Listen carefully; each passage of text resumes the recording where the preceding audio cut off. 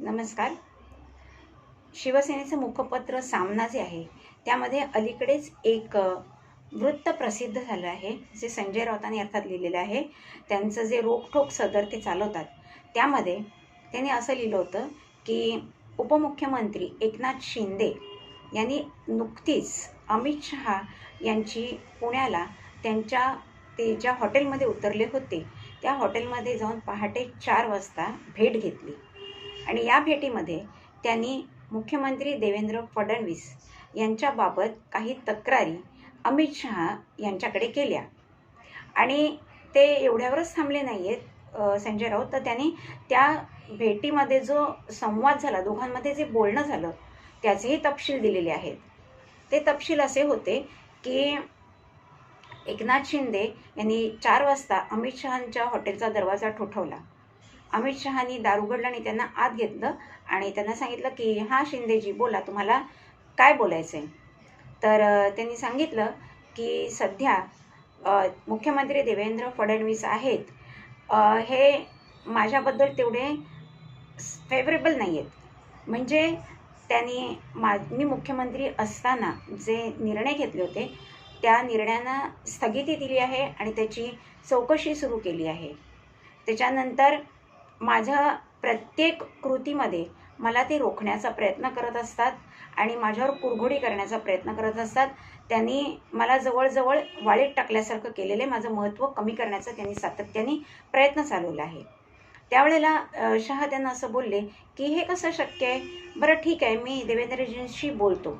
त्यानंतर हे एकनाथ शिंदे अमित शहाना म्हणाले की निवडणुकीपूर्वी तुम्ही मला वचन दिलं होतं की मी तुम्हालाच मुख्यमंत्री करीन. तर त्यावेळेला अमित शहानी त्यांना उत्तर दिलं की भाजपाचे 125च्या वर उमेदवार निवडून आलेत आणि एवढ्या मोठ्या प्रमाणात जर त्यांचे आमदार निवडून आले तर साहजिकच मुख्यमंत्री हा भाजपाचाच होणार. त्यामुळे आम्ही तुम्हाला ते पद काही देऊ शकत नाही. त्यावर त्यांनी असं सांगितलं पण निवडणुका तर माझ्याच नेतृत्वाखाली लढल्या गेल्या होत्या.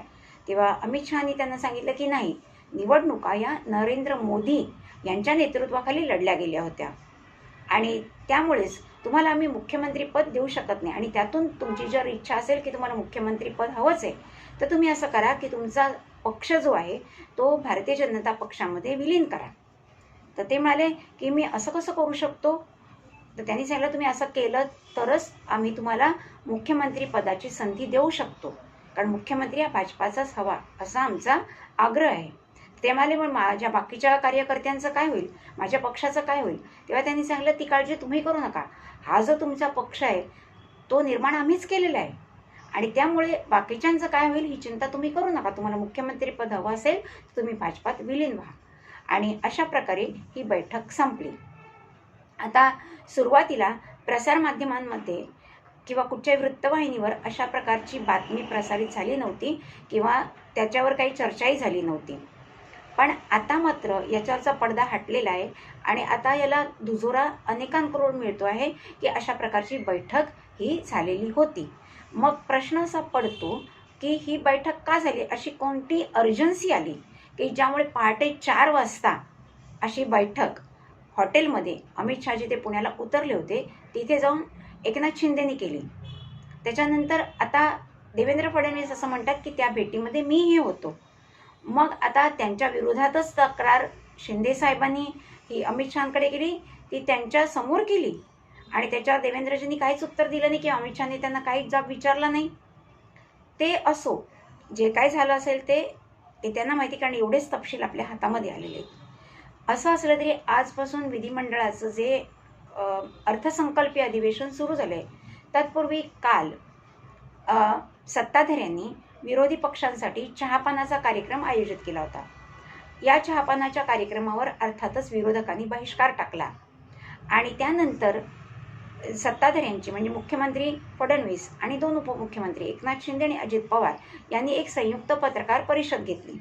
या परिषदेमध्ये आघाडीमध्ये सगळं आलबेल आणि काहीच कुरबुरी आमच्यात नाही असं तिघांनी एकमुखाने सांगितलं. आणि एकनाथ शिंदे यांनी सुद्धा अत्यंत हसत खेळत ही पत्रकार परिषदेमध्ये आपले विचार मांडले. त्यांनी एवढे सांगितलं की मुख्यमंत्री हा नेहमी मध्ये बसतो तसे देवेंद्रजी बसलेले आहेत आणि त्यांच्या या बाजूला म्हणजे डाव्या बाजूला पहिल्यांदा मी बसत होतो आणि आता मात्र माझी सीट बदलली, मी ह्या बाजूला आलो. त्यावेळेला अजित पवार असं म्हणाले, आता तुम्हाला तुमची खुर्ची राखता आली नाही तर आम्ही काय करू, आणि सगळेच हसायला लागले. म्हणजे एकंदरीत सर्व चांगल्या परिस्थितीमध्ये ही पत्रकार परिषद पार पडली आहे. मग प्रश्न असा उरतो की जर त्यांच्या मनामध्ये म्हणजे एकनाथ शिंदेच्या मनामध्ये एवढी खदखद आहे अजूनही की त्यांना मुख्यमंत्री पद मिळालेलं नाही, हा विषय ते डोक्यातून काढायलाच तयार नाही आहेत. असं असताना त्यांची नाराजी वारंवार आपल्याला दिसत आहे. पण जेव्हा मीडियासमोर हे लोक जातात किंवा कोणत्याही पब्लिक प्लेसमध्ये किंवा पब्लिक समारंभामध्ये ते जातात, तेव्हा मात्र हसत खेळत सगळं काही आलबेल आहे असंच ते सांगत असतात. मग हे दुतोंडी वर्तन का?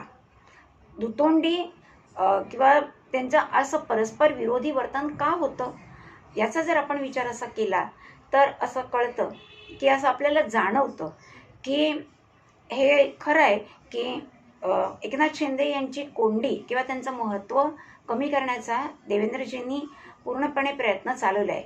याचं एक पहिलं उदाहरण आपल्याला देता येईल की 2014 ते 2024 असे सलग 10 वर्ष एकनाथ शिंदे हे गडचिरोली जिल्ह्याचे पालकमंत्री होते. परंतु आता 2024च्या निवडणुका झाल्यानंतर विधानसभेच्या जेव्हा मुख्यमंत्री फडणवीस झाले तेव्हा त्यांनी पहिलं काम काय केलं की पालकमंत्री पदाचं जे वाटप केलं त्याच्यात गडचिरोली जिल्हा हा आपल्याकडे ठेवला आणि तिथून जे एकनाथ शिंदे यांचं वर्चस्व 10 वर्ष होतं ते त्यांनी मोडीत काढलं. आता आपल्याला माहिती आहे की गडचिरोली जिल्हा नक्षलवादी आहे आणि तिथे नक्षल कारवाई रोखण्याचं फार मोठं आव्हान आहे. पण त्याचबरोबर हा अत्यंत खनिज समृद्ध असाही प्रांत आहे आणि त्यामुळे तिथून जो रेव्हेन्यू मिळतो तो अर्थातच शिंद्यांना न मिळता भारतीय जनता पक्षाला मिळावा, हा सरळ सरळ हेतू फडणवीस साहेबांचा आपल्याला दिसून येतो. आणि त्यामुळेच गडचिरोली जिल्हा त्यांनी आपल्यात घेतला. आणि मुख्यमंत्री जेव्हा एकनाथ शिंदे होते तेव्हा त्यांनी MMRDच्या संदर्भात, आरोग्य संदर्भात किंवा आणखीन काही संदर्भात जे निर्णय घेतले होते त्याबाबत ते जवळजवळ बहुतेक निर्णयांना त्यांनी स्थगिती दिलेली आहे आणि त्याची चौकशी सुरू केली आहे. आणि त्यांनी असं सांगितलं की यात काही अनियमितता आढळत असेल तर आम्ही ही पूर्ण प्रक्रिया रद्द करू आणि नव्याने परत संपूर्ण प्रक्रिया आम्ही सुरू करू. आणि त्यामुळेच शिंद्यांच्या स्वाभिमानाला धक्का लागत आहे की आता मुख्यमंत्री नसल्यामुळे त्यांच्यावर अशी वेळ आलेली असं त्यांना वाटते. आणि मुख्य भाग आहे की याच्यातून मिळणाऱ्या पैशाचा. जेव्हा तुम्ही कॉन्ट्रॅक्ट मोठी देता दुसऱ्या लोकांना, कंपन्यांना, त्यावेळेला साहजिकच आहे की हे कॉन्ट्रॅक्ट देणारा जो असतो, साईन करणारा अधिकारी जो असतो, सही करणारा, त्याला त्याच्या पक्षाला याच्यातून कमिशन मिळत असतं आणि त्यामुळे त्यांची आर्थिक भरभराट होत असते. आता जेव्हा ह्या निर्णयानं स्थगिती दिली आहे आणि जर हे निर्णय रद्दबातल झाले आणि पुन्हा नव्याने प्रक्रिया झाली, निविदा मागवल्या गेल्या आणि दुसऱ्याच माणसाला जर हे कॉन्ट्रॅक्ट गेलं तर आज शिंद्यांच्या शिवसेनेला किंवा शिंद्यांना किंवा त्यांच्या आमदारांना जो काही आर्थिक फायदा होणार आहे तो कमी होणार आहे किंवा बंदही होणार आहे. आणि त्यामुळेच ते आमदारही बेचैन आहेत आणि शिंदे साहेबही बेचैन आहेत. आणि ही बेचैनी त्यांना वारंवार जाणवून द्यायला लागते, कारण त्यांनी जर शांतपणाने हे सगळं स्वीकारलं तर त्यांचे आमदार नाराज होतील. आणि त्यामुळेच त्यांना आता जरी त्यांनी खळखळ केली काही वेळेला तरी त्यांना शांत बसण्याशिवाय पर्याय नाही आहे. कारण उद्या खरोखर याच्यात काही घोटाळा निघाला आणि तो जर उघड झाला तर परत शिंद्यांच्या हातून सत्ता जायचा धोका आहे आणि त्यांचं करिअर किंवा त्यांची पार्टी ही संपण्याची शक्यता आहे. आणि त्याचा मोठा फायदा उद्धव ठाकरे म्हणजे उभाठा गटाला होणार आहे, जे शिंद्यांना कधी परवडणार नाही. आणि त्यामुळेच मनातून जरी नाराज असले तरीसुद्धा प्रसारमाध्यमांपुढे लोकांपुढे जाताना आपली नाराजी नसल्याचं ते भासवत आहेत. आता दुसरीकडे अजित पवार जे आहेत, आपल्याला माहिती आहे त्यांनी 10,000 कोटीच्या वर काहीतरी भ्रष्टाचार केलेला होता, घोटाळा केला होता आणि हा पण उघड होत होता आणि त्याच्यावर ही चौकशी सुरू होणार होती. पण ते निमूटपणे भारतीय जनता पक्षाला मिळाले आणि त्यामुळे त्यांच्या विरुद्धची चौकशी थांबली. त्यांची जी मालमत्ता जप्त केली होती, फ्रीज केली होती, तीही त्यांना मोकळी करून देण्यात आलेली आहे. आणि त्यामुळेच अजित पवार हेही आता आपल्या तोंडातून कुठचंही अवाक्षर देवेंद्रजींबद्दल किंवा भारतीय जनता पक्ष किंवा शिंद्यांबद्दलही काढताना आपल्याला दिसत नाही. तर ते अत्यंत शांतपणाने आपला कारभार करतात. त्यांना जी 2 महत्त्वाची खाती हवी होती, अर्थ खातं त्यांना हवं होतं, ते त्यांना मिळालेलं आहे आणि त्याच्यामुळे त्यांच्याकडेही रेव्हेन्यू याची, पैसे याची, कमिशन याची तजवीज त्यांनी करून घेतली. त्यामुळे त्यांच्या आमदारांमध्ये काही खळखळ नाही आणि त्यांच्यातही नाही. आणि 2029 मधल्या निवडणुका जर त्यांना परत भारतीय जनता पक्षाबरोबर लढायच्या असल्या तर आता त्यांना संयमात राहणं गरजेचं आहे. आणि असाच विचार ठेवून असे कुठची खळखळ न करता देवेंद्रजींबरोबर आपल्याला वावरताना दिसून येत आहेत. आणि अशा प्रकारे ते देवेंद्रजींशी आणि भारतीय जनता पक्षाशी खूप जवळीक साधत आहेत. आणि शिंदे आपली वारंवार नाराजी व्यक्त करून थोडा दुरावा भारतीय जनता पक्षात आणि देवेंद्र फडणवीस यांच्यामध्ये निर्माण करत आहेत. पण असा दुरावा जर वाढत गेला तर तो शिंदे सरकारलाच घातकही करण्याचा सरळ फायदा उबाठा गटाला होणार आहे. आणि उबाठा गटाला नेमकं हेच हवं आहे. आणि ते जर नको असेल तर शिंदे साहेबांना जरी ते नाराज असले तरी वारंवार आपली नाराजी लोकांमध्ये किंवा व्यक्त न करता, प्रसारमाध्यमांपर्यंत न पोचवता, येणं केणं मार्गाने ती जातेच, तसं न करता अत्यंत सावधपणे जसे अजित पवार वावरत आहेत तसं त्यांना वावरावं लागणार आहे. नाहीतर आज जर त्यांचा पक्ष भारतीय जनता पक्षात विलीन झाला तर मोठा तोटा फायदा होणार आहे तो उद्धव ठाकरे यांच्या गटाला. कारण जेव्हा उद्धव ठाकरे गटापासून हे वेगळे झाले शिंदेसाहेब आपल्या 40 आमदारांना घेऊन, त्यावेळेला त्यांनी सामान्य लोकांना काय सांगितलं होतं की बाळासाहेबांची विचारधारा आम्ही घेऊन चालू, त्यांचं हिंदुत्व आम्ही जपतोय, मराठी बाणा आम्ही जपतोय. जो उद्धव ठाकरेंनी सोडी चिठ्ठी दिली होती, हिंदुत्वाला हरताळ फासला, मराठी माणसांची साथ सोडली, मुसलमानांचं रांगोलचालन केलं, सोनिया गांधीचे तळवे चाटले, शरद पवारांना जाऊन मिळाले, त्यांनी किती वाईट कामं केली आणि हिंदुत्व कसं धोक्यात आलं, मराठी अस्मिता कशी धोक्यात आली. आणि त्यामुळे याचा प्रसार त्यांनी केला आणि हिंदू मतदार जागा झाला आणि त्यांनी शिंद्यांना भरघोस मतदान केलं. त्यांचे 57 आमदार निवडून आले. आणि आता जर त्यांचा पक्ष अशा परिस्थितीत भारतीय जनता पक्षात विलीन झाला केवळ त्यांना मुख्यमंत्रीपद मिळावं म्हणून, तर पुढच्या निवडणुका लढण्यामध्ये त्यांना खूप मोठ्या समस्या येणार आहेत. कारण ते स्वतंत्रपणे आपला अजेंडा किंवा मतं मांडू शकत नाहीत. जो भाजपाचा अजेंडा असेल तोच त्यांना राबवावा लागेल आणि जी भाजपाची मतं असतील किंवा जो भाजपाचा लीडर असेल त्यांनाच फॉलो करावं लागेल. आणि याचा सगळ्यात मोठा फायदा उबाठा गटाला होणार आहे, आता त्याचं अस्तित्व शून्यावर आलेलं आहे. आणि त्यामुळे जर खरोखर बाळासाहेबांची विचारधारा घेऊन, त्यांचं हिंदुत्व घेऊन, त्यांचा मराठी बाणा स्वाभिमान घेऊन हा पक्ष जर ते प्रामाणिकपणे चालवत असतील असा त्यांचा दावा असेल तर त्यांनी कदापिही भारतीय जनता पक्षात विलीन होण्याचा विचारही करू नये. त्यांनी उलट आपली ही पक्ष संघटना ही जास्त मजबूत करावी आणि येणाऱ्या निवडणुकीमध्ये भाजपाला एक जोरदार टक्कर देता येईल इतक्या ताकदीचा पक्ष त्यांनी तयार करावा.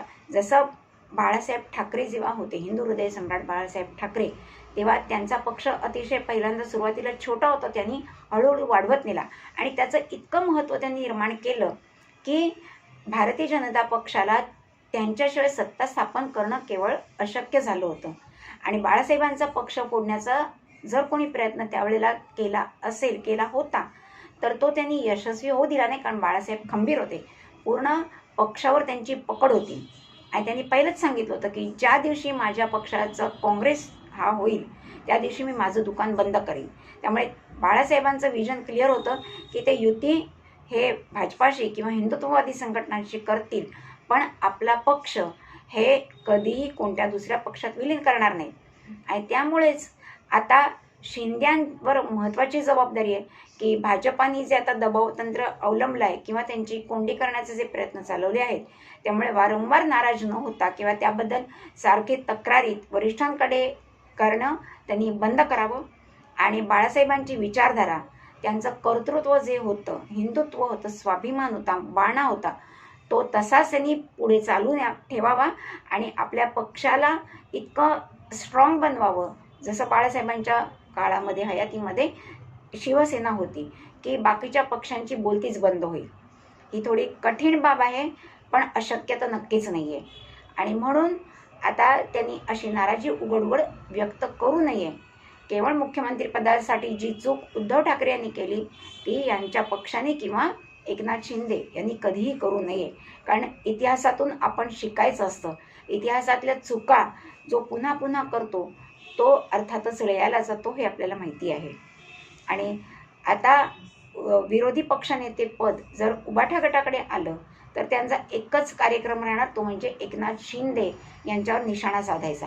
कारण हल्ली ते भाजपाशी पण मिळतं जुळतं घेण्याचा प्रयत्न करत आहेत, देवेंद्रजींची तारीफ करत आहेत आणि देवेंद्रजींनी जे निर्णय घेतले आजकालच्या काळामध्ये, जसं काही खात्याचे निर्णय रद्द करून त्याच्यावर चौकशी नेमली आहे, त्याचप्रमाणे आमदारांचे PS, PA, OSD यांच्या नेमणुकाही ते स्वतःच्या कार्यालयातून करतात, म्हणजे मुख्यमंत्र्यांच्या कार्यालयातून करतात. आणि त्यांनी असं सांगितलं की ज्या PA, PS आणि OSD यांच्यावर भ्रष्टाचाराचे आरोप आहेत किंवा त्यांच्यावर काही केसेस फाईल झालेले आहेत जे वादाच्या भोवऱ्यात आहेत, अशांना मी कदापि PS, PA किंवा OCD बनू देणार नाही. त्यामुळेच आता मुख्यमंत्री कार्यालयाचा यांच्यावर वचक राहणार प्रत्येक आमदारांच्या PAवर, PSवर आणि OSDवर. आणि त्यामुळे जो उघड भ्रष्टाचार होत होता या आमदारांमार्फत कोणत्याही व्यवहारामध्ये, त्याला आळा बसणार आहे. कारण आता जे कमिशन मिळेल किंवा जो आर्थिक लाभ कोणत्याही प्रोजेक्टमधून किंवा योजनेमधून होईल, तो सत्ताधारी पक्षालाही मिळणार आहे आणि यातून सत्ताधारी पक्षाचंच भलं होणार आहे. आणि एक ह्याच्यातली महत्त्वाची गोष्ट आहे की स्वतः देवेंद्र फडणवीस हे एक बेदाग मुख्यमंत्री अजून आहेत, कारण यांच्यावर कुठच्याही भ्रष्टाचाराचा, घोटाळ्याचा आरोप नाही. हे साखर सम्राट नाही, यांचे साखर कारखाने नाही, यांचा शैक्षणिक संस्था नाही, कोणत्याही महामंडळावर हे अध्यक्ष उपाध्यक्ष नाहीत आणि त्यांचा स्वतःचा कुठचाही असा उद्योगधंदा नाही आहे. आणि त्यामुळेच त्यांच्यावर कोणतेही भ्रष्टाचाराचे आरोप करणं हे केवळ अशक्य आहे. आणि त्यामुळेच ते मुख्यमंत्री म्हणून त्यांचा वचक हा राज्यावर जास्त आहे, तसंच त्यांच्या पक्षात म्हणजे भारतीय जनता पक्षातही जास्त आहे. जसं नरेंद्र मोदी हे बेदाग आहेत, त्यांच्यावर कुठेही भ्रष्टाचाराचे आरोप नाहीत, कोणी त्यांच्यावर बोट दाखवू शकत नाही आणि त्यामुळेच ते अजूनपर्यंत पंतप्रधान म्हणून टिकून आहेत. तसंच देवेंद्र फडणवीस हे अजून मुख्यमंत्री म्हणून टिकून आहेत. भले यांच्या हाताखालचे लोक किंवा त्यांच्या पक्षातले लोक भ्रष्टाचारी आहेत, पण हे स्वतः स्वच्छ प्रतिमेचे आहेत आणि त्याचाच त्यांना फायदा होतो. त्याचप्रमाणे आता एकनाथ शिंदे यांनी धडा घ्यावा आणि जास्तीत जास्त आपली प्रतिमा स्वच्छ ठेवून संघटना मजबूत करावी आणि उभाठाला वरती येण्याची संधी देणं त्यांनी टाळावं. हेच आपल्या राज्याच्या, देशाच्या आणि त्यांच्या पक्षाच्या हिताचं आहे. व्हिडिओ आवडला असेल तर लाईक करा, शेअर करा, सबस्क्राईब करा. पुन्हा भेटूया नवीन विषयासह.